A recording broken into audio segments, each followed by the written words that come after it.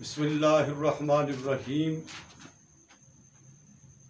حضرت ابراہیم ادہم رحمۃ اللہ علیہ اپنے وقت کے بہت بڑے بادشاہ تھے، مگر سب کچھ چھوڑ چھاڑ کر اللہ اللہ کرنے لگے۔ اللہ سے تعلق مضبوط کر لیا، بادشاہت کو ٹھکرا دیا، اپنے علاقے سے دور شام کی طرف چلے گئے اور وہیں ان کا انتقال ہوا۔ امام رازی رحمۃ اللہ علیہ نے تفسیر کبیر کے اندر 256 صفحہ پہلی جلد میں یہ بات لکھی ہے کہ حضرت ابراہیم رحمۃ اللہ علیہ حج بیت اللہ کے لیے پیدل جا رہے تھے۔ راستے میں ایک دیہاتی جو وہ بھی سفر پر جا رہا تھا مگر وہ اپنی سواری پر سوار تھا، اس نے حضرت کو دیکھا تو کہنے لگا، شیخ آپ کدھر جا رہے ہیں؟ تو آپ نے فرمایا، میں حج بیت اللہ کے لیے، بیت اللہ کی زیارت کے لیے جا رہا ہوں۔ کہنے لگا، اتنا لمبا سفر اور آپ کے پاس کوئی سواری موجود نہیں ہے اور آپ کا ہاتھ خالی ہے، کوئی توشہ دان نہیں ہے، کوئی کھانے کا سامان نہیں ہے۔ حضرت ابراہیم ادہم رحمۃ اللہ علیہ نے فرمایا، بھائی میرے پاس تو بہت زیادہ سواریاں ہیں۔ کہنے لگا، سواریاں آپ کے پاس کہاں ہیں؟ مجھے تو نظر نہیں آ رہی۔ فرمایا، جو میرے پاس سواریاں ہیں وہ تمہیں نظر نہیں آ سکتی۔ کہنے لگا، مجھے بات سمجھ نہیں آئی، آپ مجھے بتائیے۔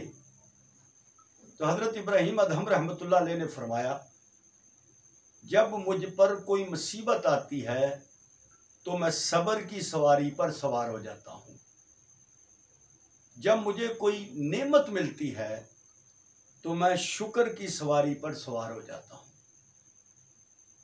جب خدا کی طرف سے کوئی فیصلہ ہوتا ہے تو میں رضا کی سواری پر سوار ہو جاتا ہوں۔ صبر، شکر اور رضا، کہ جب کوئی مصیبت آ جائے تو بندے کو کیا ہے؟ سب سے پہلے صبر کرنا ہے۔ نعمت مل جائے تو بندے کا کام ہے اللہ کا شکر ادا کرنا اور اللہ کی تقدیر پر راضی رہنا۔